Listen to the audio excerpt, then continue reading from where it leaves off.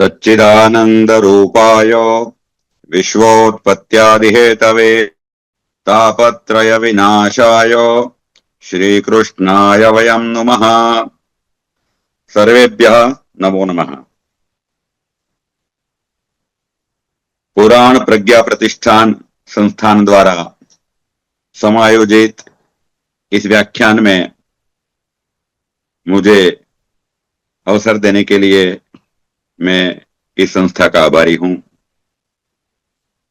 ऐसे तो पुराण मेरा विषय नहीं है, लेकिन जब हरिद्वार में सम्मेलन हुआ तो ऐसा कह सकता हूं कि अभी पुराण की केजी में मेरा दाखिला हुआ है। तो एक केजी का छात्र जो अपने विचार प्रस्तुत कर सकता है, ऐसा ही समझिएगा। आप सब साहित्य और पुराण के ज्ञाता और विद्वान हैं। मैं तो एक छात्र हूं। तेतिर्षुः दुस्तरम मोहात उडुपेनास्मि सागरम, ऐसा अगर कहूंगा कालिदास की भाषा में तो वो अनुचित नहीं होगा। तो चले, इस 10 अध्यायों में मेरी मति के अनुसार जो मेरी समझ में आया है, मैं आप सबके सामने प्रस्तुत करने का प्रयास करता हूं।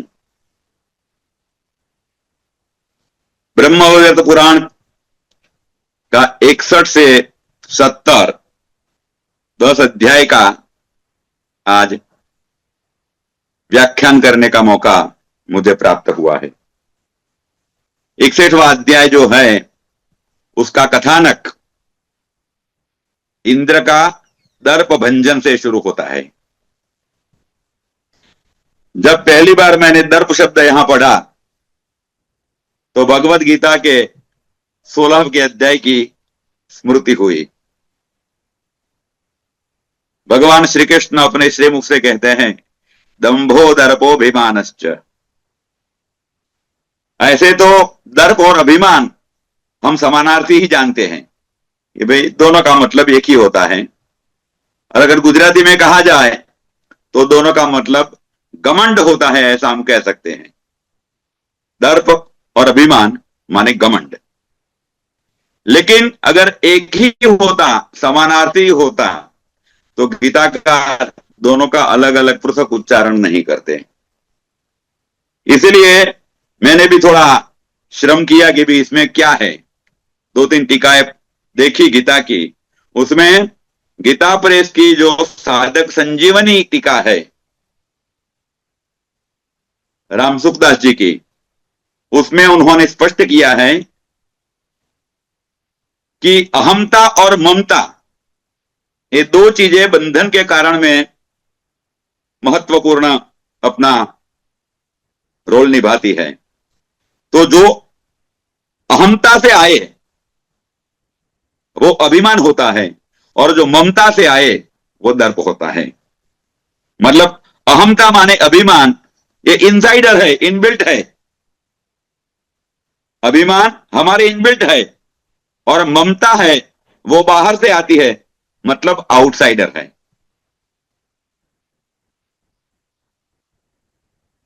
जैसे कोई उच्च अधिकारी है, पुलिस अफसर है, कलेक्टर है, तो बोलेगा भाई मैं कलेक्टर हूं, तो अहमता हुई, तो ये अभिमान हुआ। अगर बोले कि मेरे पापा डीएसपी है, तो ये दर्प हुआ। इतना फर्क, वहां ममता है, यहां अहमता है। तो इतना जरूरी लगा, इसलिए मैंने थोड़ा रखने का प्रयास किया। अब दर्प और अभिमान आते कैसे हैं हमारे अंदर, इसीलिए एक सुभाषित मेरे को प्राप्त हुआ, यौवनम धन संपत्ति प्रभुत्वम अविवेकिता एकैकम अपि अनर्थाय किमु यत्र चतुष्टयम। तो यौवनम युवानी, गुजराती में समानार्थी एक पद्य है। मैं जब स्कूल में था 7वीं 8वीं कक्षा में तब पढ़ा था, धन जोबन ने ठाकरी। धन माने धन संपत्ति, जोबन माने यौवन, वही सेम श्लोक है। और ठाकरी माने प्रभुत्वम। यौवनम धन संपत्ति ही, धन जोबन ने ठाकरी, और ए ऊपर अविवेक मतलब अविवेकिता, ए चारे भेगा मड़ी अनर्थ करे अनेक। तो ये चार चीजें हैं वो अनर्थ के मूल होते हैं। तो अभी इंद्र महाराज के पास यौवन तो है ही, क्योंकि देव है, अमराहा है, अजरा है, मतलब जरा आती नहीं है उनके पास। तो पहली बात यह है, धन संपत्ति पूरा स्वर्ग का ऐश्वर्य है, और प्रभुत्व वो स्वर्ग के राजा है। तो एक एक चारों में से अविवेक कराने के अनर्थ के कारण बन सकते हैं। तो महाराज इंद्र के पास तो ये चारे चीजें इकट्ठी है, इसलिए दर्प और अहम दोनों इनके पास होना जायज है। दूसरी एक बात लेकिन सोचने की मेरे को ये दिमाग में आई कि यहां पर 16वां जो अध्याय गीता का है वो दैवी संपत्ति विभाग योग, इसमें दैवी संपत्ति और आसुरी संपत्ति की बात की गई है। दर्प आसुरी संपत्ति में आता है लेकिन है देव के पास, और इंद्र का दर्प भंजन करने वाला बलि है, वो दानव होते हुए उसके पास दैवी संपत्ति है। तो एक बात तो निश्चित है कि देव है तो उसके पास दैवी संपत्ति होगी, और दैत्य है तो उसके पास आसुरी संपत्ति होगी। ऐसा मानना बिल्कुल सही नहीं होगा। मतलब देव के पास भी आसुरी संपत्ति आ सकती है, असुर के पास दैवी संपत्ति भी आ सकती है। इसलिए किसी को देख के, किसी का स्टेटस क्या है ये देख के हम कोई भी निर्णय नहीं ले सकते कि भाई इसके पास ये संपत्ति होगी। ये बात विचारणीय है। तो यहां पर नारायण ऋषि और नारद का संवाद है। इन दोनों के संवाद में कथा चलती है कि भाई इंद्र का दर्प भंजन। तो इंद्र को दर्प कहां हुआ? तो ये बताते हैं, समुद्र मथनं कृत्वा पित्वा अमृत रसम पूरा। पूरा मतलब पहले वंस अपॉन ए टाइम जब समुद्र मंथन हुआ और समुद्र से अमृत की प्राप्ति हुई, तो भगवान ने मोहिनी स्वरूप लेकर के देवों को अमृत पान कराया। अमृत पान से वो अमृत प्राप्त हुई, अमरत्व को, और दैत्यों को निर्जित्य दैत्य संगांश्च बहुदर्पो बभूवः। दर्प संगान मतलब दैत्यों के समूह को पराजित करके इंद्र को दर्प हुआ। उस दर्प का भंजन भगवान ने बलि राजा के द्वारा करवाया। हम सब जानते हैं बलि राजा ने 100 अश्वमेध यज्ञ किए थे, तो 100वां अश्वमेध था तब भगवान ने वामन स्वरूप धारण किया। तो बलि के द्वारा इंद्र का दर्प भंजन भी करवाया और वामन स्वरूप लेकर के फिर बलि का भी दर्प भंजन कर दिया। एक साथ भगवान ने 2 कार्य कर दिए, ये बात यहां पर बताई है। तो अभी एक बार दर्प भंजन हुआ, लेकिन जो कारण बताए यौवनम धन संपत्ति वो सब तो इंद्र के पास है ही भरपूर प्रमाण में, तो फिर से भी दर्प हुआ। तो दुर्वासा के द्वारा उसका भंजन हुआ। फिर तीसरी बार हुआ तो गौतम की पत्नी अहल्या से दुष्कर्म किया। तो ये बात बताते हैं कि भाई ये कब हुआ और कैसे हुआ। तो कहते हैं नारायण ऋषि, पुष्करे तीर्थ यात्रायाम सूर्य पर्वणि नारद तत्रागता महल्याम च ददर्श पाकशासनः। पुष्करे तीर्थ यात्रायाम, एक बार इंद्र महाराज तीर्थ यात्रा करने पुष्कर में गए थे। सूर्य पर्व माने सूर्य ग्रहण का अवसर था। तो उस वक्त तत्र आगताम अहल्याम, गौतम ऋषि की पत्नी अहल्या जी पर वहां पर आई हुई थी, उनको देखा, ददर्श। तो उनको देख करके वो क्या बोलते हैं, सुस्मिताम सुदतिम शांताम। ये 3 शब्द तो सही है। सुस्मिताम मधुर स्मित वाली, अच्छे स्मित वाली, सुदतिम अच्छी दंत पंक्ति वाली, अगर गुजराती में बोले तो दाड़मनी कड़ी जेवा दांत, शांताम शांत स्वभाव वाली, और फिर आगे लिखते हैं पीनश्रोणी पयोधराम। तो इसकी व्याख्या मैं नहीं करूंगा क्योंकि वो तो आप सब श्लोक पढ़ के ही समझ जाएंगे क्योंकि श्रृंगार तो बहुत भरा पड़ा है, आगे के अध्याय में भी आता है। और ये जब श्रृंगार की बात यहां पुराण में आई, तो जब हमारा हरिद्वार में सम्मेलन हुआ, वहां आते समय मैंने पुराण विमर्श बलदेव राम उपाध्याय का ग्रंथ था, उसका अध्ययन किया था वहां आते समय। तो उन्होंने उसमें एक बात लिखी है, वो यहां पर मुझे याद आ रही है कि श्रृंगार रस का जब जहां तक सवाल है, तो कालिदास की लेखनी पर व्यास का प्रभाव बहुत ज्यादा है। जहां तक श्रृंगार का सवाल है, तो कालिदास की लेखनी पर व्यास का प्रभाव है। मतलब कालिदास जो लिख रहे हैं, वो व्यास के ही कदम पे चल रहे हैं।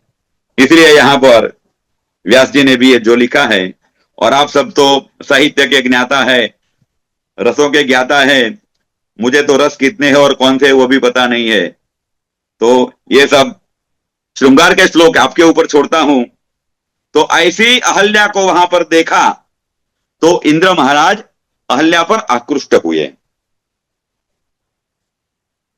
क्षणिक तो वो मूर्छित भी हो गए, लेकिन थोड़ी ही देर में वो वापस मूर्छा से जागरूक हुए। दूसरे दिन जब उन्होंने देखा कि अहल्या मंदाकिनी में स्नान कर रही है और वो उस अवस्था में वो निर्वस्त्र थी, तो उसको देख करके इंद्र महाराज उनके पास जाते हैं और उनको कहते हैं, अहो गुणम अहो रूपम अहो किं वा नयम नवम वयः अहो किं वा मुखश्रीते शरद चंद्रम विनिंदति। एक बिल्कुल सामान्य है, किसी भी स्त्री को जब प्रभावित करना चाहते हैं नायक और नायिका, तो नायक पहले तो नायिका के बखान ही करते हैं। तो यहां इंद्र महाराज भी कुछ ऐसा ही करते हैं।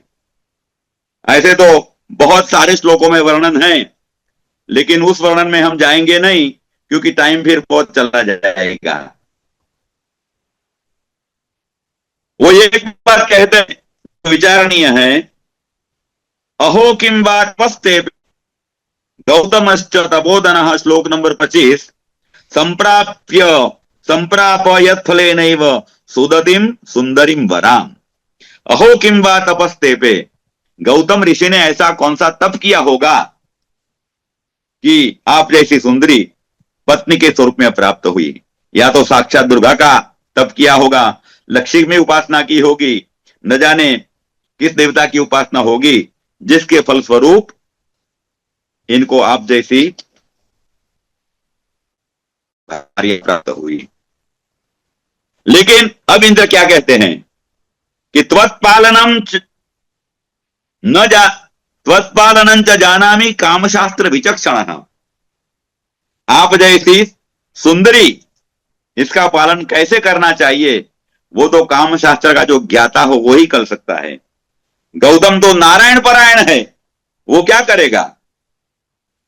वो तो कामशास्त्र से बिल्कुल अनभिज्ञ है, कामशास्त्र को जानता भी नहीं है। इंद्र के हिसाब से कामशास्त्र के 3 ज्ञाता हैं। इंद्र कहते हैं, एक तो वह स्वयं कामशास्त्र को जानते हैं, दूसरा कामदेव, और तीसरा चंद्रमा। वो 3 कामशास्त्र को जानते हैं।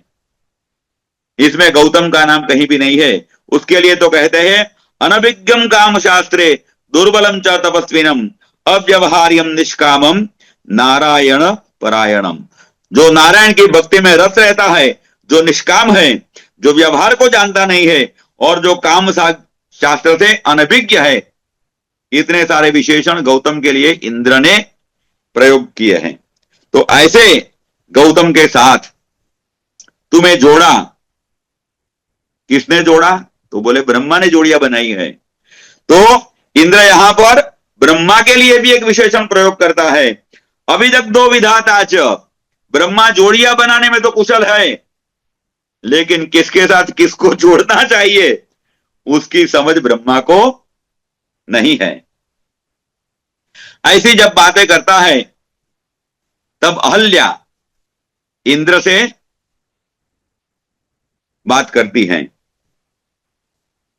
शास्त्रीय अभाग्यात ब्रह्मणाश्चापि मरीचेश्च तपस्विनः अभाग्यात कश्यपस्यापि त्वं पुत्रः पापमानस। हे इंद्र, ब्रह्मा और मरीचि का दुर्भाग्य है, क्योंकि ब्रह्मा का पुत्र मरीचि, मरीचि का पुत्र कश्यप और कश्यप का पुत्र इंद्र है। तो हे इंद्र, ब्रह्मा और मरीचि दोनों का दुर्भाग्य है कि उनके पौत्र और मरीचि के पुत्र कश्यप के द्वारा तुम्हारा जन्म हुआ। दुर्भाग्य की बात है उनके लिए। ऐसे स्त्री का निर्माण ब्रह्मा जी ने सृष्टि कार्य के लिए किया है, केवल कामना पूर्ति, नॉट फॉर सेंस सेटिस्फेक्शन, केवल और केवल सृष्टि के लिए किया है। क्योंकि यहां पर अहल्या जी कहती है, स्त्री रूपम निर्मितम सृष्टौ मोहाय कामिनाम मनः अन्यथा न भवे सृष्टि ही। क्योंकि सृष्टि करने के लिए अगर पुरुष का मन मोहित न होगा तो सृष्टि नहीं होगी, इसलिए स्त्री का निर्माण और उसको रूप दिया है ब्रह्मा जी ने। तो यहां पर एक बात मुझे रघुवंश महाकाव्य से याद आती है कि स्त्री और पुरुष किस लिए है? सृष्टि के लिए बनाया है। तो जो सृष्टि, वो संतान की उत्पत्ति के बाद काम खत्म हो जाता है। इसलिए रघुवंश में लिखा है, प्रजायै गृह में दिना। गृहस्थी किस लिए है? वंश की वृद्धि के लिए। जब एक संतान, एकश्चंद्रस्तमोहन्ति न च तारा गणोपि च, ऐसा एक संतान प्राप्त हो जाए तो फिर स्त्री संग नहीं करते थे वो। और अगर बार बार स्त्री संग किया जाए तो फिर क्या होता है, ये बताती है कि विषकुंभम दुग्ध मुखम आरंभे मधुरोपमम परिणामे दुख बीजम सोपानम नरकस्य च। यदि स्त्री के साथ सहवास इंद्रियों की तृप्ति के लिए किया जाए, मतलब शारीरिक सुख भोग के लिए ही स्त्री का उपभोग किया जाए, तो वो नरक की सोपान, मतलब हमारे गुजराती में कहे तो नारी नरकनी खान हो जाती है। लेकिन वही अगर प्रजा ये गृह में दिनाम, इस संदर्भ में अगर बोला जाए तो नारी स्वर्ग की सीढ़ी भी बन सकती है। इसलिए इस वाक्य को संदर्भ के हिसाब से समझना चाहिए। जब किसी भी शास्त्र का या शब्द का अर्थघटन करना है तो कैसे करें, इसके लिए मैं जब लोकाध्ययन कर रहा था तो हमारे एक प्रोफेसर ने बताया था कि शब्द कोई भी हो, a term gets colour from the context in which it is used. शब्द जिस संदर्भ में प्रयुक्त होता है उसी संदर्भ के हिसाब से वो अर्थ को पकड़ता है। शुद्ध गुजराती में अगर बोले तो हम किसी को बोले कि भाई ये चमचा है, तो चमचा माने रसोई का एक साधन है। लेकिन अगर दूसरी भाषा में बोले कि ये फलाना आदमी फलाने का चमचा है, तो संदर्भ बदल जाता है, शब्द का अर्थ भी बदल जाता है। इसलिए किस संदर्भ में ये शब्द है तो नारी नरक की खान हो जाती है, और संदर्भ अगर बदल जाता है तो नारी स्वर्ग की सीढ़ी भी बन जाती है। मतलब इसमें नारी का अपमान करने की कोई बात नहीं है। ये जो लिखा है विषकुंभम दुग्ध मुखम आरंभे मधुरोपमम, इसमें नारी के अपमान की बात नहीं है। तो परस्त्री सेवनम शक्रम यही बात यशस्करम। अहल्या आगे भी कहती है, हे इंद्र, परस्त्री सेवनम एवं अयशस्करम परत्र नरकम घोरे ददाती काम। मतलब इहलोक में अपयश देती है और परलोक में जाकर के नरक प्राप्त करवाती है। मतलब इहामूत्र दोनों जगह परस्त्री का सेवन करना उचित नहीं है। ऐसा कह करके अहल्या अपने पति के पास चली जाती है और गौतम से ये पूरा कथानक कहती है। गौतम भी उसको हंस करके छोड़ देते हैं कि ठीक है भाई, चलो कोई बात नहीं। लेकिन इंद्र जो एक बार अहल्या को देख करके मोहित हुआ है, वो क्या करता है, एकदा गौतमा शीघ्रम जगाम शंकरालयम। एक बार गौतम जी को शंकर भगवान से मिलने जाना हुआ। उसी वक्त इंद्र गौतम का रूप लेकर के उनके आश्रम में आया और अहल्या के साथ सहवास किया।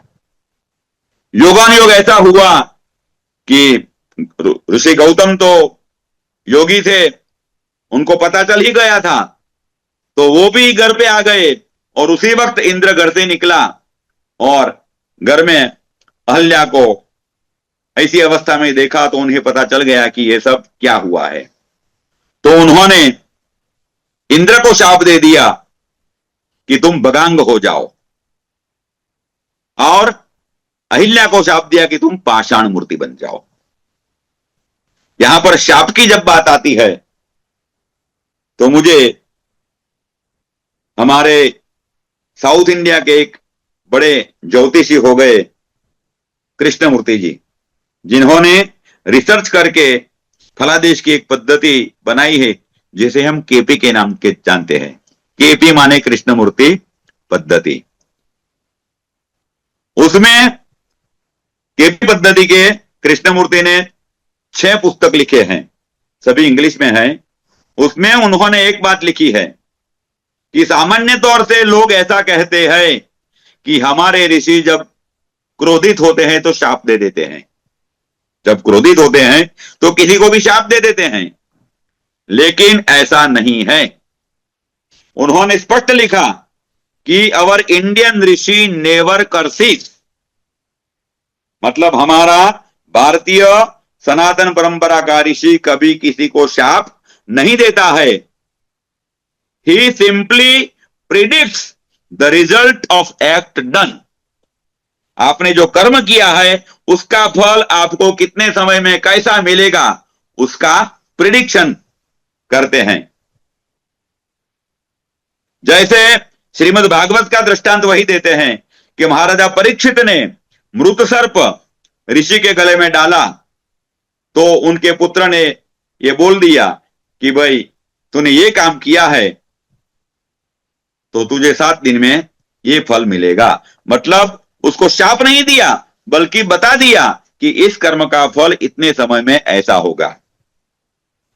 दूसरी साइड से अगर सोचा जाए तो अगर ऋषि शाप ही देते तो शाप का प्रकार अलग अलग नहीं होता। हम जितने भी पुराण में जहां जहां ऋषियों ने शाप दिया है उसका हम अध्ययन करें तो हर एक शाप का, जैसे हाहा और हु गंधर्व को दिया, नल कुबर को दिया, तो क्या है उनके कर्म के हिसाब से शाप दिया है। मतलब आपने जो कर्म किया है, आपकी बुद्धि में जो जड़ता थी तो आप जड़ योनि में जाएंगे। मतलब जैसा कर्म किया है उस कर्म का जो फल उसको मिलना चाहिए उसी प्रकार का शाप ऋषियों ने दिया है। मतलब ऋषि शाप नहीं देते हैं। इंद्र को यह किया कि भाई तू इसलिए आकृष्ट होया तो तू सहस्त्रभग हो जा। फिर इंद्र ने हजारों साल तक सूर्य की उपासना की और सूर्य की उपासना से जो भग थे वो नेत्र बन गए और वो इंद्राक्ष मतलब सहस्त्र नेत्र वाला हो गया। तो वो भी उनके लिए एक कलंक ही रहा, जैसे चंद्र के लिए कलंक है।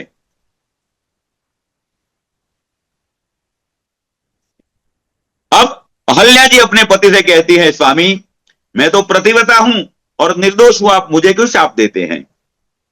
तो गौतम जी कहते हैं, त्वाम जानामि मनः शुद्धाम सुव्रताम च पतिव्रता, मैं जानता हूं तुम शुद्ध हो और पतिव्रता हो, फिर भी मैं तुम्हें शाप देता हूं क्योंकि तुमने पर पुरुष का सेवन किया है। शास्त्र कहता है कि परभोग्या च या कांता सा अशुद्धा सर्वकर्मसु, जो नारी पर पुरुष के द्वारा भोग्या होती है वो धर्म कार्य में अशुद्ध हो जाती है। दूसरी बात आगे बताते हैं, अनिच्छया च श्रृंगारे, अगर स्त्री की इच्छा न हो और बलात्कार इसके साथ कुछ किया जाए तो इसमें स्त्री दूषित नहीं होती है। तो ये समाज के यहां पर समाज में जो रेप के किस्से होते हैं वहां स्त्री या लड़की की इच्छा नहीं होती है तो इसके हिसाब से स्त्री जारेण न दुष्यति, यहां पर दूषित नहीं होती है। तो जो हमारे समाज में जो भावना है कि भाई ऐसी स्त्री या लड़कियों को बुरी नजर से देखते हैं कि भाई ये तो इसके ऊपर बलात्कार हो गया है, तो ऐसा नहीं मानना चाहिए। अगर अपनी इच्छा से स्त्री पर पुरुष के साथ सहवास करती है तब दुखी होती है। अब यहां पर क्या गौतम बोलते हैं कि तुमने त्वम शक्रम स्वामिनम मत्वा, इंद्र गौतम ऋषि का वेश लेकर के आया था, तो तुमने इसको अपना स्वामी मान करके ही उसके साथ सहवास किया, मतलब जानबूझकर किया है। पता तो बाद में चला मैं जब आया तब, इसलिए मैं तुम्हें शाप देता हूं। और जब अहिल्या ने क्षमा याचना की, तब गौतम ऋषि ने बोला कि जब राम भगवान के पादस्पर्श तुम्हें होगा तो तुम्हारी मुक्ति हो जाएगी। तो यहां तक की कथा 61वें अध्याय में है। अब जो 62वां अध्याय है उसमें भगवान राम का प्रादुर्भाव, क्योंकि राम के चरण स्पर्श से अहिल्या की मुक्ति होनी है, इसलिए संक्षेप में रामायण की कथा आती है। नारद जी पूछते हैं प्रश्न, भगवान राम किस युग में हुए, कैसे हुए, किसके अनुरोध से हुए? तो नारायण ऋषि बोलते हैं, ब्रह्मणा प्रार्थितः विष्णु हो, ब्रह्मा के द्वारा प्रार्थना किए जाने पर दशरथ और कौशल्या के माध्यम से भगवान विष्णु ने रामचंद्र का जन्म लिया। उनके साथ भरत, लक्ष्मण और शत्रुघ्न, ये तीन भी इनके भाई हुए। तो 4 पुत्र दशरथ के हुए। वो जब 15-16 साल के हुए तो विश्वामित्र प्रेषितश्च, विश्वामित्र यज्ञ रक्षा के लिए लेने आए थे, और तब जब उन्हें ले जा रहे थे तो उन्हें द्वारा, विश्वामित्र के द्वारा जब उन्हें कहा गया कि मिथिला में जाना है, वहां पर सीता का स्वयंवर है, तो सीता ग्रहण हेतवे, तो वो विश्वामित्र की आज्ञा से मिथिला में जाते हैं। और रास्ता में अहिल्या की पाषाण की प्रतिमा को देख करके राम पूछते हैं कि ये क्या है, तो विश्वामित्र पूरा वृत्तांत उन्हें सुनाते हैं। तो वृत्तांत सुनने के बाद भगवान रामचंद्र अपने पाद का स्पर्श करके अहिल्या की मुक्ति करा देते हैं। अहिल्या मुक्त होने वक्त अपने पति के पास चली जाती है, रामचंद्र को आशीर्वाद प्रदान करती है और अपने घर जाकर के गौतम से बात करती है। गौतम जी भी राम को आशीर्वाद प्रदान करते हैं। फिर सीता के साथ राम का विवाह होता है और सीता को लेकर के राम अयोध्या आते हैं। अयोध्या में राम के राज्याभिषेक की पूरी तैयारियां होती है। ये रामायण की कथा सब जानते हैं, इसलिए थोड़ा हम गति से आगे बढ़ने की कोशिश करते हैं। लेकिन उसी वक्त कैकेयी को ये बात जची नहीं, तो उसने दशरथ से 2 वरदान मांग लिए। वरयामास राजानम पूर्वी अंगीकृतम वरम रामस्य वनवासंच राजत्वम भरतस्य च, राम को वनवास और भरत को गद्दी, ये 2 वरदान कैकेयी ने मांग लिए। महाराज दशरथ जी की इच्छा नहीं थी वो वरदान देने की, लेकिन यहां पर धर्म सत्य भय नैव उवाच रामः, राम मर्यादा पुरुषोत्तम है, उन्होंने दशरथ जी को जो उपदेश किया वो यहां पर इंपॉर्टेंट है, इसलिए ये 3-4 श्लोक हैं, मैं पढ़ूंगा। तड़ाग शतदानेन यत् पुण्यम लभते नरः, 100 तालाब बनाने से जो पुण्य प्राप्त होता है, ततोधिकम च लभते वापी दाने निश्चितम, उतना फल एक वावड़ी का निर्माण करने से होता है। दशवापी प्रदानेन, 10 वाव बनाने से जो पुण्य होता है, ततोधिकम च लभते पुण्यम कन्या प्रदानतः, एक कन्यादान से होता है। 10 कन्या प्रदानेन, 10 कन्यादान से जो पुण्य होता है, उससे अधिक लभते यज्ञेन एकेन, एक यज्ञ करने से होता है। शतयज्ञेन, और 100 यज्ञ करने से जो पुण्य प्राप्त होता है, वो इससे अधिक पुत्र का मुख दर्शन होने से प्राप्त होता है। दर्शने शतपुत्राणाम, और 100 पुत्र के मुख दर्शन से जो फल मिलता है, तत्पुण्यम लभते नूनम पुण्यवान सत्य पालनात्, तो सही यहां पर बात बता दी कि 100 पुत्रों का मुख दर्शन से जो फल मिलता है, उससे भी ज्यादा पुण्य सत्य प्रतिज्ञा का पालन करने से होता है। आगे कहते हैं, नास्ति धर्मात् परो बंधु नास्ति धर्मात् परम धनम धर्मात् प्रियः परः को वा स्वधर्मम रक्षयत्नतः, मतलब धर्म से बढ़कर कोई नहीं है, इसलिए प्रयत्न पूर्वक धर्म की रक्षा करनी चाहिए। भगवद गीता में भी बताया, धर्मो रक्षति रक्षितः। आगे कहते हैं भगवान राम, कृत्वा सत्यम च शपथम, अगर आप इच्छा से या अनिच्छा से कोई भी प्रतिज्ञा कर ले, लेकिन जब उसका पालन नहीं करते हैं तो आप दोष जाते हैं। और मात्र दोषी नहीं बनते, भस्मांतम तस्य सूतकम, आपका शरीर जब भूत हो तब तब आपको सूतक लगते हैं। और भवेत कुष्ठी मानव सप्त जन्मसु, 7 जन्म तक वो कुष्ठ रोगी बनता है। इसलिए प्रतिज्ञा का पालन अवश्य करना चाहिए। वो कहते हैं कि 14 साल तो ऐसे निकल जाएंगे और मैं वापस आ जाऊंगा। ऐसा करके वो वल्कल धारण करके वनवास के लिए निकल जाते हैं और उनके विरह में महाराज दशरथ जी अपने प्राण त्याग करते हैं। अब वन में जब आगे चलते हैं तो उनकी भेंट होती है रावण की बहन शूर्पणखा से। भगवान राम को देख करके शूर्पणखा मोहित होती है और राम से कहती है कि मुझसे आप विवाह कर लो। भगवान राम जी कहते हैं, अम्ब माता स्थभार्यो हम अभार्यम गच्छमे मत जनोम। हे माता, भगवान विष्णु माता शब्द का यहां पर प्रयोग करते हैं और कहते हैं, अहम सभार्य, मेरी तो पत्नी है, लेकिन मेरा जो अनुज है वो अभार्य है, तुम उसके पास जा। क्योंकि एक पत्नी होते हुए अगर दूसरी स्त्री से पति प्रेम करे तो अपनी पत्नी के लिए भी प्रियकर नहीं होता है, और यहां मेरी पत्नी मेरे साथ में है। तो शूर्पणखा लक्ष्मण के पास जाती है तो लक्ष्मण कहते हैं, मैं तो राम का दास हूं और मेरी पत्नी सीता की दासी है, तो तू मेरे साथ शादी करके क्या प्राप्त करेगी? तू भी दासत्व ही प्राप्त करेगी। इसलिए अच्छा है तू जा राम से ही शादी कर ले। मैं तो राम को पिता मानता हूं, तो जैसे सीता को माता कहता हूं तुझे भी मैं माता कहूंगा। तो शूर्पणखा को गुस्सा आ जाता है और वो बोलती है, मम शापात तथा रामो ऋतभार्यो भविष्यति।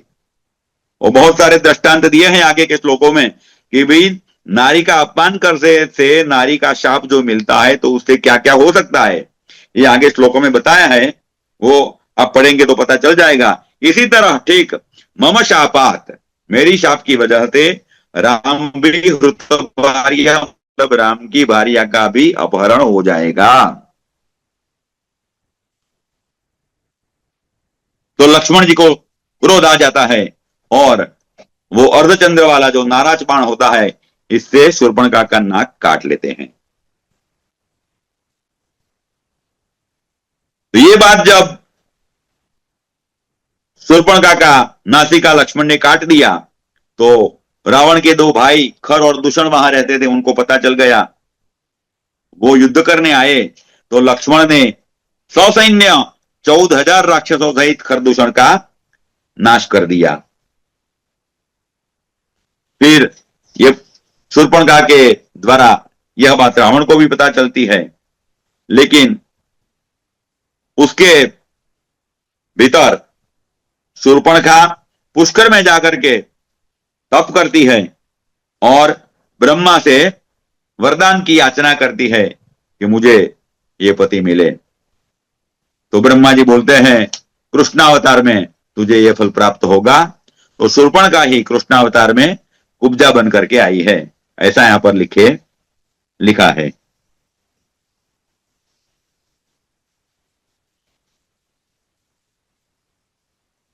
तो फिर रावण को जब पता चला तो रावण ने सीता का हरण कर लिया। रामचंद्र सीता के विरह में व्याकुल हो गए, ढूंढते ढूंढते अरण्य में विचरते थे तो सुग्रीव से मुलाकात हो गई, उनसे मित्रता हुई। वाली ने सुग्रीव की पत्नी का अपहरण किया था, वाली का वध करके उसकी पत्नी वापस दिलाई। तो सुग्रीव ने भी वचन दिया कि मैं भी आपकी पत्नी की खोज करने में आपकी सहाय करूंगा। को वानर सैन्य के जो एक अच्छे सैनिक थे, हनुमान जी, उनको भगवान ने अपनी अंगूठी दी और लंका की ओर जाने के लिए प्रेषित किया। तो हनुमान जी लंका में जाते हैं, वहां सीता जी की प्राप्ति होती है और हनुमान और सीता का संवाद होता है। वहां पर सीता की परिस्थिति कैसी है उसका वर्णन बहुत श्लोकों में किया है, लेकिन एक श्लोक में एक शब्द जो है वो थोड़ा चर्चा करने योग्य लगा है। अशोक कानने सीताम ददर्श शोक कर्षिताम, श्लोक नंबर 64। निहारा निराहारा मतिकृशाम कुहवाम चंद्र कलाम इव।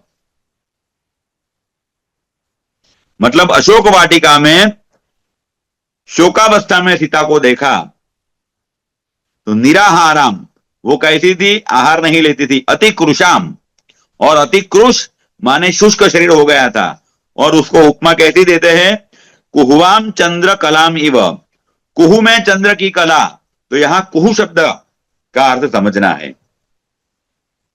ये हमारे ज्योतिष में आता है। ज्योतिष में कृष्ण पक्ष की चतुर्दशी और अमावास्या दोनों तिथियां अशुभ मानी गई है, और दोनों तिथियों में अगर किसी का जन्म हो तो शांति का विधान बताया है। चतुर्दशी को चतुर्दशी शांति और अमावास्या को दर्श शांति। लेकिन चतुर्दशी अगर अमावास्या से संयुक्त हो तो उसे शनिवारी बोलते हैं, और अमावास्या अगर प्रतिपदा से संयुक्त हो तो उसे कुहू बोलते हो। और ऐसी अमावास्या प्रतिपदा युक्त कुहू है, वो बहुत अनिष्ट फलदायक है। तो यहां सीता जी की परिस्थिति कही है, कुहवाम चंद्र कलामिव। जैसे कुहू तिथि में चंद्र की कलाएं नष्ट हो जाती है, क्षीण हो जाती है, वैसे यहां निराहार रह करके सीता जी क्षीण हो गई है। तो ये चार, चतुर्दशी, शनिवाली, दर्श और कुहू की बात यहां मुझे याद आई, इसलिए मैंने रख लिया। हनुमान जी कहते हैं, माता जी अब आपको शोक करने की जरूरत नहीं है। भगवान रामचंद्र आपको खोजने के लिए आ गए हैं, समुद्र के उस पार बैठे हैं, अब सेतु बना के आ जाएंगे। अगर मैं चाहूं तो इस रावण सहित लंका का नाश कर सकता हूं, लेकिन मैं मर्यादा से बता हुआ हूं, क्योंकि ये भगवान राम का कार्य है, वो आएंगे और करेंगे। अगर आज्ञा हो तो मैं लंका का दहन कर दूं। लंका का दहन करके हनुमान जी वापस रामचंद्र के पास आते हैं। और यहां पर एक बात मुझे अच्छी लगी कि जब रामचंद्र सीता का हाल पूछते हैं कि भाई सीता मिली कैसी है, तो हनुमान जी ने क्या बोला। वाल्मीकि रामायण में एक श्लोक आता है, वहां पर अनुष्टुभी रचना है। अगर हनुमान जी बोलते सीता दृष्टा मया राम, सीता दृष्टा मया राम, तो हे राम मैंने सीता जी को देखा, तो भी अर्थ वही निकलता। लेकिन हनुमान जी ने क्या बोला, दृष्टा सीता मया राम, सीता दृष्टा नहीं बोला, क्योंकि वो हनुमान जी है, वो बुद्धिमताम वरिष्ठ है, तो उसको बुद्धिमताम क्यों कहते हैं, इसका यहां पर हमें प्रमाण मिलता है। क्योंकि पहले दृष्टा शब्द बोल दिया तो राम को एकदम सांत्वना मिल जाएगी कि भाई दृष्टा बोला है तो सीता ही आएगा, लेकिन पहले सीता बोलता तो फिर क्या आएगा, तो राम जी की चिंता बढ़ जाती। तो बुद्धिमताम वरिष्ठम, हनुमान जी की बुद्धि का ये प्रमाण यहां मिलता है, दृष्टा सीता मया राम, नहीं कि सीता दृष्टा मया राम। तो ये लेके आए, फिर तो रामचंद्र लंका की ओर गए हैं, रावण के साथ युद्ध किया और सीता जी को लेकर के वापस आ गए। पुष्पक में सीता को बिठा के अयोध्या आ गए हैं, और फिर उनके दो पुत्र हुए, लव और कुश, और इन दोनों से इनका सूर्यवंश आगे बढ़ा है। तो ये 62वां अध्याय यहां पर पूरा होता है। अब 63वां अध्याय कंस का दुस्वप्न दर्शन की बात है। यहां पर जब स्वप्न की बात आती है तो स्वप्न तो हम सबको मालूम होता है कि भी स्वप्न में क्या होता है, स्वप्न हर एक देखता है, लेकिन स्वप्न का अर्थघटन करना ये बहुत इंपॉर्टेंट चीज है। मैंने करीब 95-96 में जब मैं अफ्रीका गया था, तो एक मित्र के पास एक पुस्तक देखी थी, हाउ टू इंटरप्रेट ड्रीम्स, मतलब स्वप्न का अर्थघटन कैसे किया जाए। मुझे आज तो बहुत, इतने साल हो गए, बहुत याद नहीं है, लेकिन कुछ कुछ मेरी स्मृति में है। तो उसमें 3 विभाग किए थे कि स्वप्न में एक ऐसा होता है कि मैलाफिक फोर्सेस कमिंग इन, मतलब नेगेटिव एनर्जी को अपनी ओर आना, ऐसा स्वप्न हो। बेनिफिक फोर्सेस गोइंग आउट, जो अच्छी एनर्जी है वो हमसे दूर चली जाती है, ऐसा देखना। ये 2 स्वप्न के प्रकार मुख्य है। और तीसरा एक है कि कुछ कुछ घटनाओं का आभास होना। तो ऐसा आभास होता है, जैसे कुछ साल पहले, कुछ नहीं बहुत सारे साल, करीब 25-30 साल पहले एक फिल्म आई थी जिसमें अनिल कपूर हीरो था, और फिल्म का नाम था वो 7 दिन।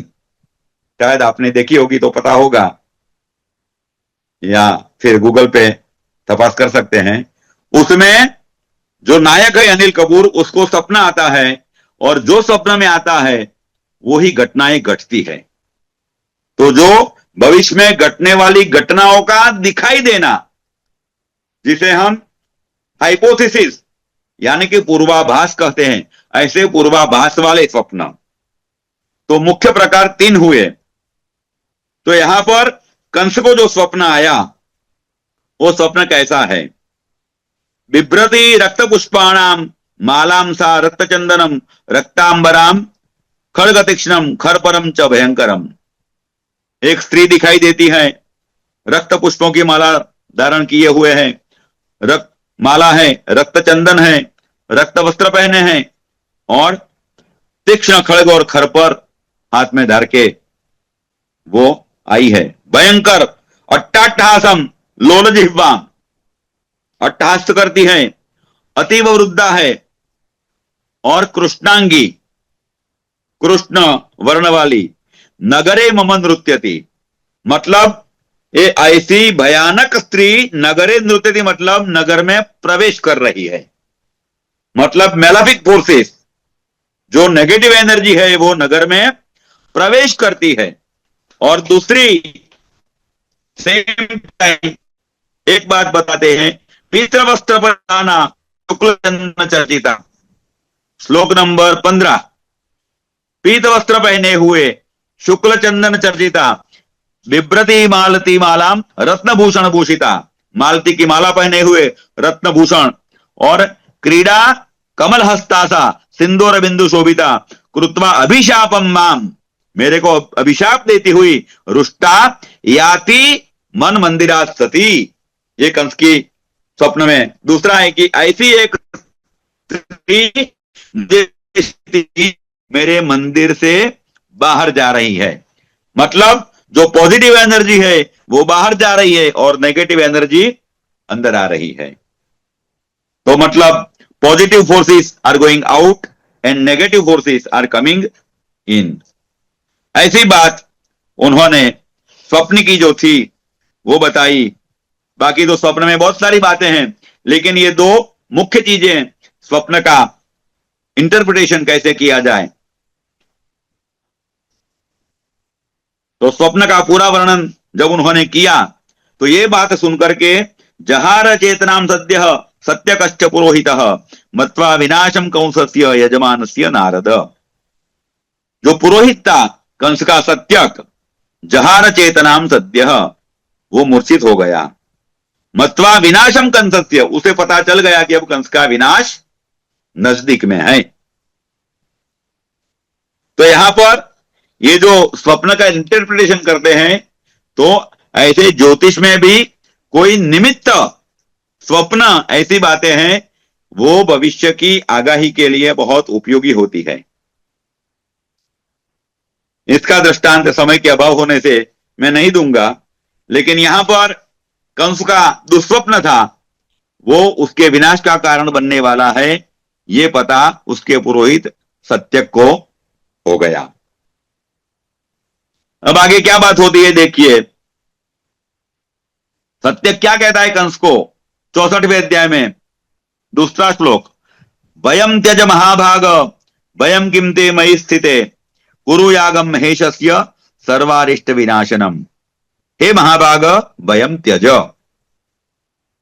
भय को छोड़ दो, वयम किम ते मयि स्थिते, जब तक मैं हूं तब तक तुम्हें कोई भय से डरने की आवश्यकता नहीं है। कुरु यागम महेशस्य सर्वारिष्ट विनाशनम, सभी अरिष्ट को नाश करने वाला धनुर्याग का आप आयोजन कीजिए। ये बहुत बड़ा यज्ञ है, इसमें अन्न और धन का बहुत व्यय होगा, लेकिन ये यज्ञ करने से आपको बहुत फल भी मिलेगा। आध्यात्मिक, आधिदैविक, भौतिक, तीनों प्रकार के आपके कष्ट दूर हो जाएंगे। दुस्वप्ना नाम नाशकर, सभी दुस्वप्न अपने आपको दूर हो जाएंगे। भीति विनाशक, आपका सब भय भी दूर हो जाएगा। तो ऐसा यज्ञ करने जैसा है। फिर ये यज्ञ पहले किसने किया था, किसके कहने पे किया था, ये सब बातें आती है। और इसमें ये कहते हैं कि भाई शिव का धनुष जो है तुमको परशुराम से प्राप्त हुआ है, जो 1000 हाथ लंबा है और 10 हाथ चौड़ा है, जो भगवान के सिवाय, नारायण के सिवाय कोई उसे उठा नहीं सकता है। तो ऐसे धनुष याग का आयोजन कीजिए। लेकिन यहां पर एक चेतावनी भी देता है कि अस्मिन् यागे धनुर्भंगो यदि भवेत, हे नराधिप, श्लोक नंबर 12, हे नराधिप, हे राजन, अगर इस याग में धनुष का भंग हो गया तो विनाशो यजमानस्य भविष्यति न संशय, यजमान का विनाश हो जाएगा, इसमें कोई संशय नहीं है। तो अभी एक बात सुनिए, कंस का क्या वचन है। कंस बोलता है, वसुदेव गृहे जगने, श्लोक नंबर 19, मदवधि कुलनाशन। मदवधि शब्द को सुनिए बराबर से, मदवधि मतलब मेरा वध करने वाला, वसुदेव गृहे, और मेरे कुलनाशन, कुल का नाश करने वाला भी, स्वच्छन्नम नंद गृहे च वर्धते नंद नंदन, नंद के घर में वो, अब उसको पता तो है कि मेरा वध करने वाला है, फिर भी सत्य को बोलता है कि उसे बुलाइए। तो उसका मतलब क्या हुआ, हमारे गुजराती में कहा जाए तो विनाश काले विपरीत बुद्धि। अगर वो जानता है कि मदवधि वो मेरा वध करने वाला है, तो भाई जहां है वहां रहने दो, यहां पर रहने की क्या आवश्यकता है। क्योंकि यहां पर एक पंक्ति हम स्कूल में पढ़े थे, कर्म जब इंसान करता है तो भगवत गीताकार कहते हैं कि कर्म करने में स्वतंत्र बुद्धि रहती है। जब इंसान क्रियमान कर्म करता है, कोई भी जीवात्मा, तब उसकी बुद्धि स्वतंत्र है, मतलब कर्म बुद्धिनुसारिणम होता है। लेकिन जब वो कर्म प्रारब्ध बन के सामने आता है, मतलब उस कर्म का भोग करना है, तो बुद्धि कर्मानुसारिणी हो जाती है। जो कर्म प्रारब्ध बन के उनके सामने विपाक लेकर के आया है, वो कर्म उसकी बुद्धि को प्रेरित कर देता है। इसलिए एक काव्य पंक्ति मुझे याद आती है, गुजराती में है, कुदरत भरे पड़वार मानव विचारो शू करे, भावी भुलावे भान त्या बुद्धि विचारी शू करे। भावी भुलावे भान त्या बुद्धि विचारी शू करे, मतलब वो जानता है कि मदवधि है, फिर भी उनका जो भावी है कि वो यहां पर आएगा और उसका वध करेगा, तो वहां पर उसकी बुद्धि भी काम में आती नहीं है, वो भूल जाता है। तो ये बात याद रखनी है, क्रियमाण कर्म जब करते हैं तो कर्म बुद्धिनुसारिणम, और प्रारब्ध का भोग होता है तो बुद्धि ही कर्मानुसारिणी हो जाती है। तो ये सब बात हो जाती है।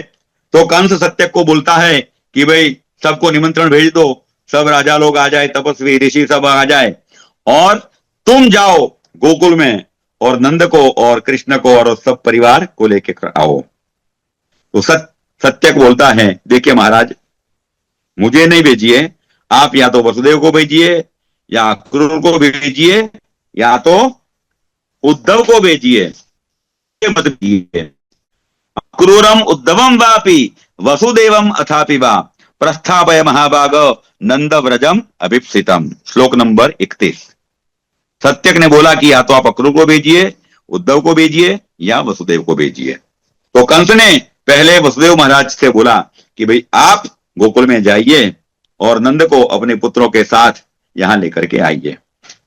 तो वसुदेव ने बोला, देखो कंस, अगर मैं जाऊंगा और उनको लेके आऊंगा तो तुम और उनके बीच युद्ध तो होने वाला है ही।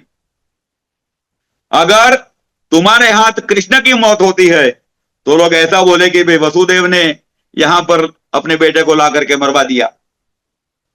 और अगर कृष्ण के द्वारा तुम मारे जाते हो तो भी लोग बोलेंगे कि वसुदेव ने कृष्ण को बुला करके अपने साले को मरवा दिया। इसलिए मुझे तो दोनों ओर से अपयश मिलने वाला है, इसलिए मैं गोकुल जाऊंगा नहीं, आप किसी और को भेजो। तो कंस को क्रोध आ गया और उसने फिर अक्रूर को बोला कि तुम जाओ। अक्रूरम पेशयामास गंतुम नंद व्रजम नृपः। तो अक्रूर को बोला कि तुम वहां पर जाओ। वहां उसको आज्ञा दी और बाकी सब ऋषियों और राजाओं को भी निमंत्रित कर दिया। तो यहां पर जो जो निमंत्रित थे उसकी यादी में यहां पढ़ता हूं, क्योंकि एक मेरा प्रश्न है, मैं अभी रजू करता हूं। पथि कवि कणादश्च कौशिक पाणिनिस्तथा कौसो अगमर्षणश्चैव वाल्मीकिर लोमहर्षण। ये सब इस कंस के यज्ञ में निमंत्रित किए गए थे और सब अपने शिष्यों के साथ आए थे। तो यहां पर कणाद कौशिक पाणिनि, तो पाणिनि का जब यहां पर नाम का उल्लेख आया तो मुझे लगता है कि ये पाणिनि और हम जो पाणिनि को पढ़ते हैं वो एक है कि कोई दूसरा है। और अगर जो एक ही है तो फिर पाणिनि का काल निर्धारण कैसे होगा? अभी हम जो मानते हैं कि भाई 2200 साल हुए, तो ये तो 5000 साल पहले की बात है।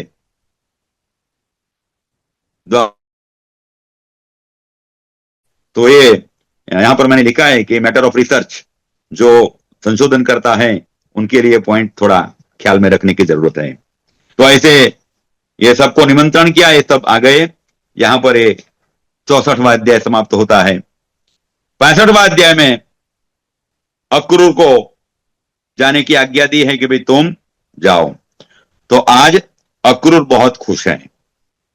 बोलते हैं दूसरा श्लोक, क्योंकि पहला श्लोक तो प्रथम श्लोक में तो कंसस्य वचनम श्रुत्वा सो अक्रूरो धर्मिणाम वरः उवाच चोद्धवम शांतम शांतः प्रहृष्ट मानस। वो जाके उद्धव से बात करते हैं। क्या कहते हैं? सुप्रभाता अद्य रजनी बभूव में शुभम दिनम। आज मेरे लिए सोने का सूरज उगा है। सुप्रभाता अद्य रजनी तुष्टाश्च गुरुवो विप्रा देवा मामिति निश्चितम। मेरे पर ब्राह्मणों का आशीर्वाद है, मेरे गुरुओं का आशीर्वाद है, मेरा भाग्योदय निश्चित है। कोटि जन्मार्जितम पुण्यम मम स्वयं उपस्थितम। आज मेरे करोड़ों जन्मों का फल प्राप्त हुआ है। बभूव में समुत्पन्नम यद्यत कर्म शुभाशुभम। आज चिच्छेद बंधन निगड़म। आज मेरे सभी कर्मों का बंधन टूट गया है। संसार रूपी कारागार से मैं मुक्त हो गया हूं, क्योंकि द्रक्षामि परमं पूज्यम भुक्ति मुक्ति प्रदायिनम। मैं भुक्ति और मुक्ति प्रदान कराने वाले कृष्ण का दर्शन करूंगा।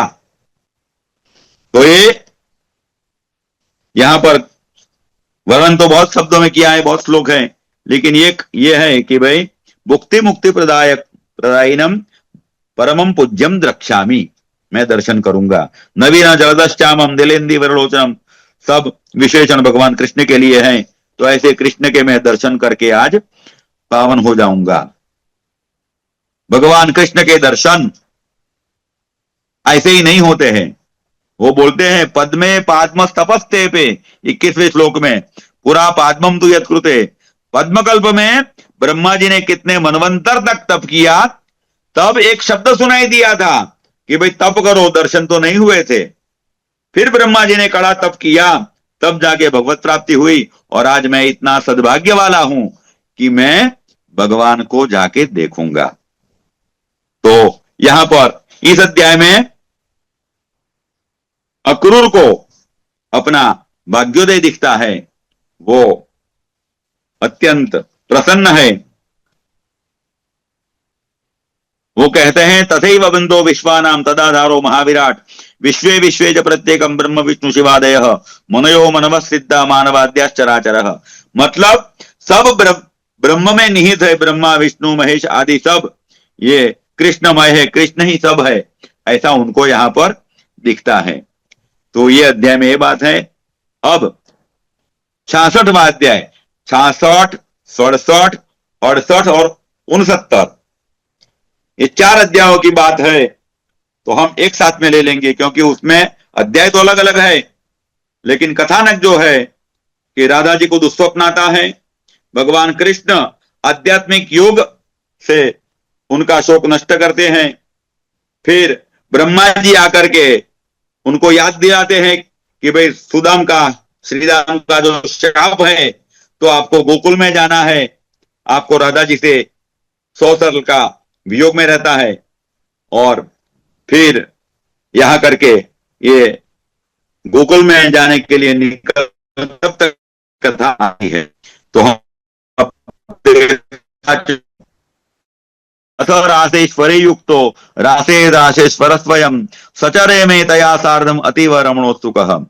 रासेश्वरी राधा और रासेश्वर कृष्ण दोनों ने रमण क्रिया में मग्न थे, और जब रमण क्रिया संपन्न हुई और दोनों सो गए, तो जब राधिका सुबह में उठती है तो अति विह्वल होती है और भगवान कृष्ण को अपने छाती से लगा के बोलती है कि आज मैंने पूरा परिणाम में विधाता में न जाने किम करिष्यति। मुझे लगता है कि ये दुस्वप्न के द्वारा विधाता मेरे साथ क्या करना चाहते हैं।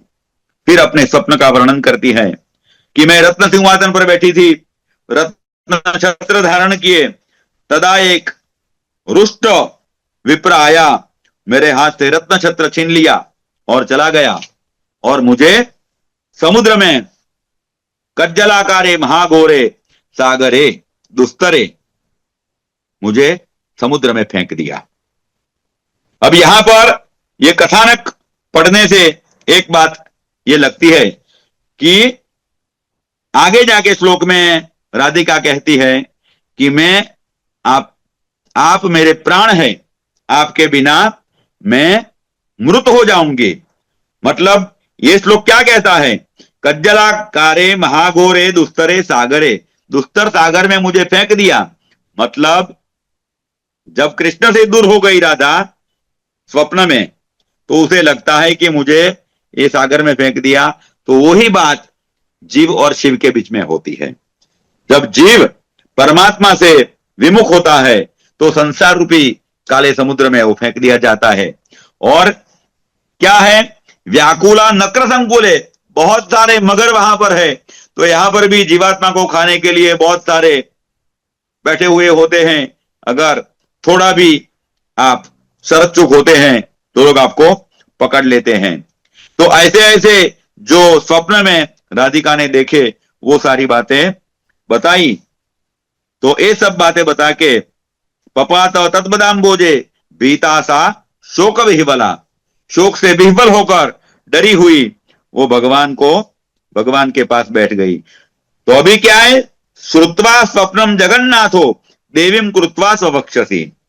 राधा से अपने स्वप्न का विवरण सुनने के बाद भगवान ने राधिका को अपने से छाती से लगाया और आध्यात्मिकेन योगेन बोधयामास तत्क्षणम, आध्यात्मिक योग के द्वारा सीता को, राधिका को जगाया। तो अब बात आती है कि भी ये कौन सा योग था कि जिसका प्रयोग करके उन्होंने राधिका को बोधयामास माने ज्ञात किया।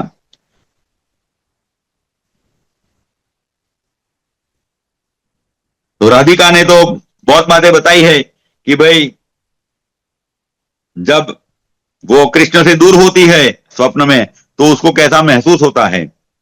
प्रफुल्ला हम त्वया नाथ मृताम लानाम च त्वाम बिना, ये सब अलंकारिक भाषा है कि भाई आपके साथ में होती हूं तो प्रफुल्लित, और आप जब चले जाते हैं तो मेरी हालत कैसी हो जाती है। जैसे सूर्योदय होता है तो औषधियां पल्लवित होती है, ठीक उसी तरह जब आप मेरे पास रहते हैं तो मैं भी प्रफुल्ल रहती हूं, और जब सूर्य का अस्त होता है तो पुष्प औषधियां सब म्लान हो जाती है, तो बिना आपके मैं भी म्लान हो जाती हूं। और यहां भी क्या है, कुहुवाम चंद्र कला यथा, यहां भी कुहू तिथि का, कुहू के दिन जैसी चंद्र की अवस्था होती है वैसी अवस्था बिना आपकी मेरी होती है।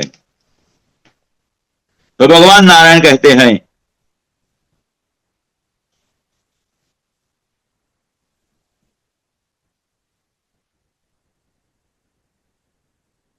श्री कृष्ण कहते हैं राधिका जी को, जाति स्मरे स्मरात्मानम, यहां पर भी जाति स्मर शब्द का उल्लेख आया है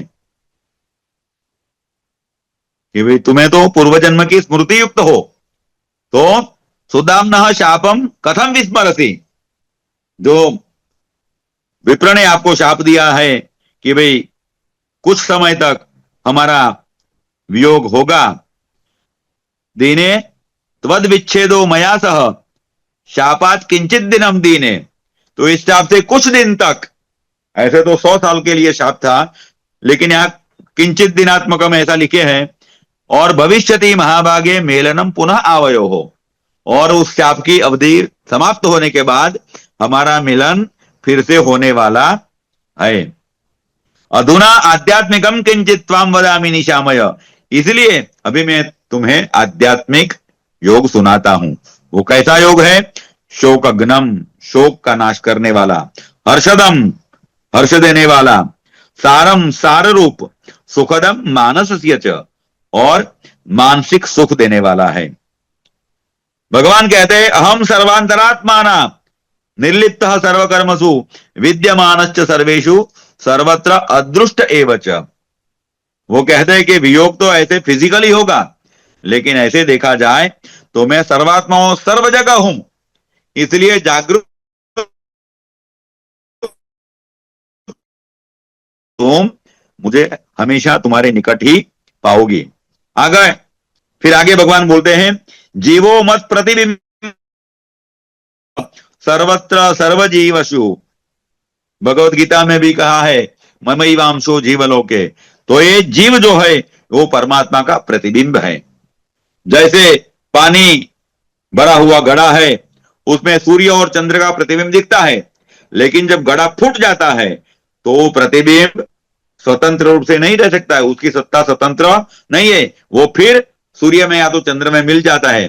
ठीक उसी तरह प्रत्येक जीव में मैं हूं, और जब वो जीवात्मा अपने जीव से मुक्त होकर के देह नष्ट हो जाता है, तो वो जो आत्मा है वो मेरा प्रतिबिंब है और मुझ में आके मिल जाता है। आधारश्च अहम, मैं आधार हूं, और ये सृष्टि 49वां श्लोक है, आधेय है। तो यहां आधार और आधेय की बात है। तो श्रीमद् भागवत में जन्माद्यस्य मंगलाचरण का श्लोक में ही भगवान ने बताया, यत्र त्रिसर्गो मृषा, मतलब आधेय की सत्ता आधार से होती है। भगवान अधिकरण है और सृष्टि तो आधेय है, तो होते हुए भी अमृषा लगती है, क्योंकि त्रिसर्गो मृषा वो तो असत्य है, यथा विनिमयो तेजोवारी मृदाम, कुछ सत्य तो है ही नहीं, लेकिन फिर भी उसका आधार है, इसलिए आधार की शक्ति से ही आधार की सत्ता होती है। हमारे गुरुजी इसलिए कहते थे, एक शब्द उनका मुझे याद है जब मैं पाठ में था, कर्तव्यो महदाश्रय, कर्तव्यो मह, जैसे भगवान अधिकरण है और सृष्टि आधेय है, तो सृष्टि की सत्ता अधिकरण की सत्ता से है, इसलिए हमारा भी आधार महान होना चाहिए, तो हमारी श्रद्धा भी उस आधार की सत्ता से होगी, वरना हमारी कोई सत्ता नहीं है। फिर आगे कहते हैं भगवान, अहम एवासम एवाग्रे पश्चादप्य हम एवच, ये बातें भी चतुश्लोकी में सब आ जाती है, सबको मालूम है। और यहां पर भगवान एक बात कहते हैं, अहम महान विराट सृष्टौ विश्वानी यस्य लोमसु। ये बात तो जब हमारा रुद्रिका सत्र चल रहा था तो पुरुष सूक्त में ये बात मैंने बताई थी, तो मेरा व्याख्यान यूट्यूब पर आप उपलब्ध है ही, उसको आप रिफर कर सकते हैं। मत कला अंश कलया सर्वे देवी चराचरा। ये जगत में जो कुछ है वो मेरा अंश, मेरा कला विकला सब है, बाकी कुछ स्वतंत्र है नहीं। तो ये सब भगवान आध्यात्मिक योग के जरिए बताते हैं। भगवान कहते हैं, त्वया सह समर्थो हम नालम दग्धुम च त्वाम बिना।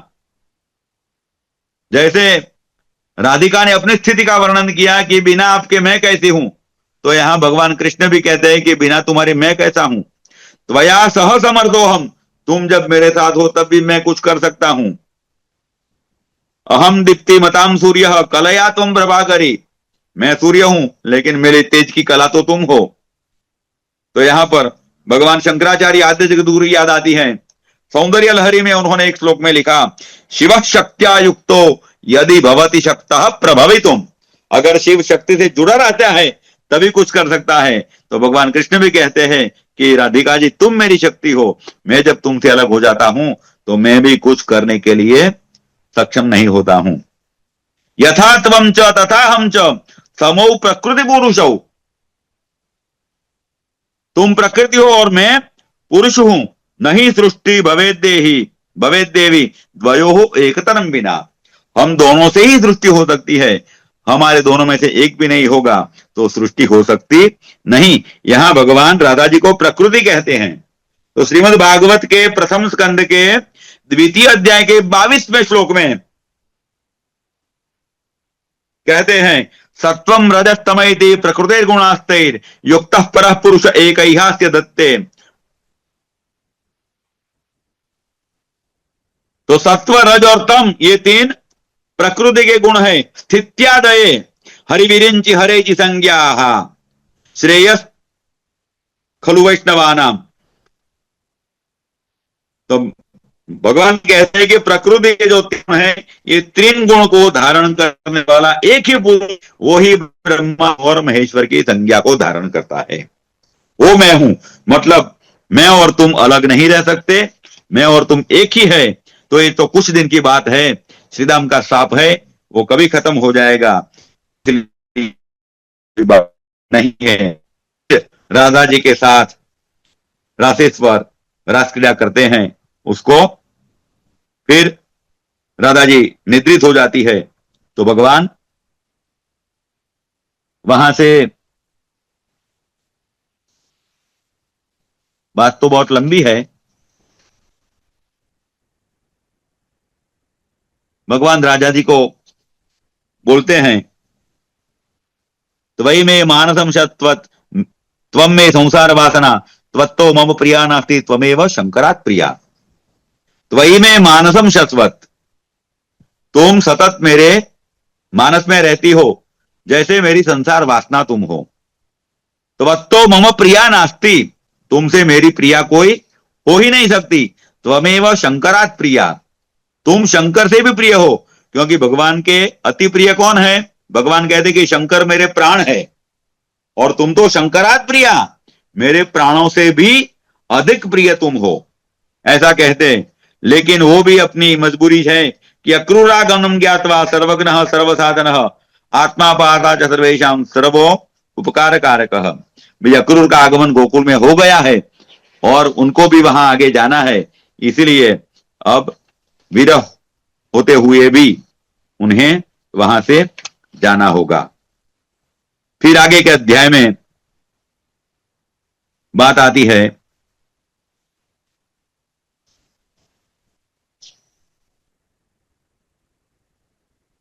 भगवान यहां पर राधिका जी के पास ही है, तो ब्रह्मा देवताओं को लेकर के आते हैं और ब्रह्मा जी आकर के स्तुति करते हैं, जय जय जगदीश वंदित चरण निर्गुण निराकार स्वेच्छामय भक्तानुग्रह नित्य विग्रह। हे भगवान, आपको सभी के पूज्य हैं, आप निर्गुण निराकार स्वेच्छामय और भक्तों के ऊपर अनुग्रह करने वाले नित्य विग्रह है।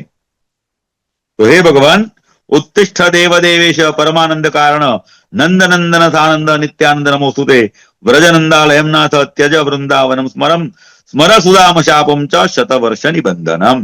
हे भगवान, आप उठिए। मतलब जो कोई बड़ा अफसर होता है और उसका सेक्रेटरी उसके पास आके एजेंडा बताता है कि सर आपको आज यहाँ जाना है, इस मीटिंग में आपको उपस्थित रहना अनिवार्य है, तो यहाँ ब्रह्मा जी भी आकर के बोलते हैं कि श्रीदामा का साप है उसको याद कीजिए और आपको गोकुल जाना है, तो याद दिलाते हैं। और बाकी गोकुल में जाके क्या क्या करना है वो भी सब बताते हैं। भक्त शापानुरोधेन शतवर्षम प्रियाम त्वज, भक्त का शाप है तो 100 वर्ष आपको प्रिया को छोड़ना पड़ेगा। पुनः ये नाम संप्राप्य गोलोकम च गमिष्यति, फिर आपको प्राप्त होगा। आपको क्या करना है? कुरुद शंभोर धनुर्भंगम भग्नम वैरी गणम हरे, आपको वहां जाकर के धनुर्भंग करना है। हनकम तम कंस का वध करना है, फिर अपने माता पिता को छुड़ाना है। दह वाराणसी शंभो शक्रस्य सदनम विभो, वाराणसी को दहन करना है। शिवस्य झुंबणम युद्धे बाणस्य कृतकुंजनम, बाणासुर के हाथ का छेदन करना है। कौन से कार्य करने हैं वो सब एजेंडा ब्रह्मा जी पूरी फाइल भगवान को सुनाते हैं। तो इत्येवं तद्वत श्रुत्वा भगवान भूत भावन 42वां श्लोक, राधा भगवतीम त्यक्त्वा समुत्तस्थौ शनैहि शनैहि। तो भगवान यह ब्रह्मा जी की बात सुनकर के जाने के लिए प्रवृत्त होते हैं। तो राधा फिर मूर्छित हो जाती है, फिर भगवान उसको मनाते हैं, ये सब बातें चलती है। लेकिन उस बीच में रत्नमाला एक राधा की सखी है, वो आकर के एक उपदेश देती है कि भी दंपति में कैसा संबंध परस्पर होना चाहिए। दंपत्यो हो समता नास्ति यत्र यत्र ही मंदिरे अलक्ष्मी तत्र तत्रैव विफलम जीवनम तयो हो। श्लोक 65 और 66। दंपति में पति और पत्नी के बीच में समता होनी चाहिए। अलक्ष्मी तत्र तत्रैव विफलम जीवनम तयो हो। अगर ऐसा नहीं है तो अगर स्त्री कामशास्त्र की ज्ञाता है तो उसका पति भी कामशास्त्र का ज्ञाता होना चाहिए। अगले श्लोक में बताते हैं, यदि भर्ता विदग्धश्च विद्ग्नानाम सुखावह अन्यथा विषतुल्लश्च विषमश्चेत खलः खलुः। अगर स्त्री कामशास्त्र की ज्ञाता हो और पुरुष कामशास्त्र का ज्ञान नहीं रखता है तो भी उनका दाम्पत्य विफल हो जाता है। सुस्वामिनाम विभेदश्च परम दुखम च योषिताम शोक संताप बीजंच जीवितम वर्णाधिकम। तो ऐसे समय में जीते रहना मरण से भी अधिक दुष्कर हो जाता है। तो ऐसी रत्नमाला की बातें भी भगवान सुनते हैं और फिर वो गोकुल में आते हैं। 70वें अध्याय में क्या बोलते हैं कि भाई अक्रूर जी गोकुल में आने के लिए वहां थे, कंस की आज्ञा से उनको आज्ञा हुई थी कि आप जाओ, तो वो निकलते हैं। तो अगली रात उनको भी एक स्वप्न आता है और वो सुस्वप्न है। स्वप्न में सब शुभ शुभ चीजें दिखाई देती है। ततो ददर्श सुस्वप्नम पुराण श्रुति सम्मतम निशावशेष समय। निशावशेष समय मतलब अर्ली मॉर्निंग। तो सुबह में जो स्वप्न होता है वो तो सत्य होता है। तो उनको दिखता है अरोगी बद्धकेश, भगवान कृष्ण का कैसा स्वरूप है, उनके दर्शन होते हैं। तो ऐसा सुंदर स्वप्न देखते सुबह में जल्दी उठ जाते हैं और अपने नित्य क्रम से निपटने के बाद उद्धव को बोलते हैं और फिर गोकुल के लिए निकल जाते हैं। तो वो भी जाते हैं तो कृष्ण से मिलने, इसीलिए शुभ कार्य के लिए जाते हैं। तो रास्ते में भी जो जो शगुन होते हैं वो भी बहुत बढ़िया शगुन है, इसका भी वर्णन किया है। फिर वो वहां जाते हैं तो रास मंडप का दर्शन होता है, वन देखते हैं। और जब नंद को पता चलता है कि अक्रूर जी आ गए हैं तो वो भी वृषभानु और सबको लेकर के उनके साथ अक्रूर को मिलने चलते हैं। अक्रूर और नंद का मिलन होता है, एक दूसरे से बात करते हैं और वहां पर वो कृष्ण को अपने हृदय से लगा लेते हैं। पहली बार कृष्ण का इनको दर्शन होता है। फिर नंद के घर आते हैं, उनका आतिथ्य होता है, मिष्टान भोजन नंद बाबा कराते हैं। और उस वक्त अक्रूर जी भगवान कृष्ण को अपनी गोद में बिठाते हैं, तो कभी द्विभुज दिखते हैं, कभी चतुर्भुज दिखते हैं, कभी त्रिपुरारी दिखते हैं, कभी मतलब सब भगवान के स्वरूप का दर्शन अक्रूर जी को यहां हो जाता है। फिर खाना खाने के बाद में शाम को कृष्ण को साथ में लेकर के अक्रूर जी शयन करते हैं। वो वहां पर बताते हैं कि भाई स्थिति है, कंस ने हमें यहां पर भेजा है, वहां धनुर्यज्ञ में आप सबको आना है। तो सब लोग साथ में निकलते हैं, रथ में बैठते हैं, और गोपियों को पता चलता है कि ये सब जा रहे हैं, तो गोपियां क्रुद्ध होकर के आती हैं। और यहां पर लिखा है कि पाद प्रहार से मतलब लात मार के वो रथ को तोड़ देती है, अक्रूर को भी मारती है, अक्रूर के वस्त्र भी फाड़ देती है। ऐसी हालत में कृष्ण भी समझाते हैं, फिर भी गोपियां मानती नहीं है। रथ टूट गया, फिर गोपियां चली जाती है, लेकिन फिर एक दिव्य रथ आकाश से आता है। उस रथ को देखकर भगवान फिर अपने घर में चले जाते हैं। यहां पर एक बात मुझे भगवान की ये अच्छी लगी कि अक्रूर को भगवान के सभी स्वरूपों का दर्शन हुआ। और श्रीमद् भागवत जी में भी एक बात आती है कि जब ब्रह्मा जी ने गोवत्स और गोपालों का हरण किया था, तो जितने गोपाल थे, जितनी गायें थी और जितने बछड़े थे, उन सबका रूप भगवान ने लिया था। तो यहां पर एक विज्ञान का सिद्धांत मुझे स्मरण होता है, क्लोनिंग थियरी। क्लोनिंग में क्या होता है कि हमारे बॉडी से एक रक्त का बिंदु निकालते हैं, और जैसा हमारा स्वरूप है ऐसी ही एक प्रतिकृति बन जाती है। और उसका ही प्रमाण मार्कंडेय पुराण में सप्तशती 8वां अध्याय रक्तबीज अध्याय श्लोक 40, रक्त बिंदु यदा भूमौ पतत्यस्य शरीरतः समुत्पतति मेदिन्याम तत्प्रमाणो महासुरः। तो मतलब रक्त का एक बिंदु अगर शरीर से गिरता है तो बिल्कुल उनके जैसा ही दैत्य हो जाता है। तो ये हुई क्लोनिंग की थियरी। अब इसी थियरी में आगे बढ़ते हैं कि अपने शरीर का रक्त बिंदु गिरने से अपने जैसा ही एक दैत्य बनाने की क्षमता रक्तबीज में है। मतलब वो रक्तबीज क्लोनिंग को जानता है, लेकिन क्लोनिंग का एक्सपर्ट तो कृष्ण है। अपने जैसा तो बनाता है, लेकिन जो अपना जैसा नहीं है वो भी बन जाता है। वो तो गैया भी बन जाता है, वो तो बछड़ा भी बन जाता है, वो तो गोप भी बन जाता है। मतलब एडवांस क्लोनिंग कृष्ण जानता है, जो आज तक साइंस जान पाया नहीं है। तो मतलब क्लोनिंग भी आगे बढ़ के यहां तक पहुंचेगी, शायद हम देख पाए या ना देख पाए, ये तो ठाकुर जी की इच्छा है। लेकिन ये बात भी यहां मुझे बताने योग्य लगी, इसलिए बताया। तो ऐसे आकाश से उतरते हुए रथ को देख करके यहां पर लिखा है कि भगवान उस दिन तो रुक गए, उस दिन वो गोकुल के लिए गए, ऐसा लिखा नहीं है। और 70वां अध्याय भी यहां पर समाप्त होता है। समय थोड़ा ज्यादा लिया है, तो इसलिए मैं चाहूंगा कि आप मुझे क्षमा करें। मुझे जैसा मेरी मति में बैठा वैसा आपके सामने प्रस्तुत किया है।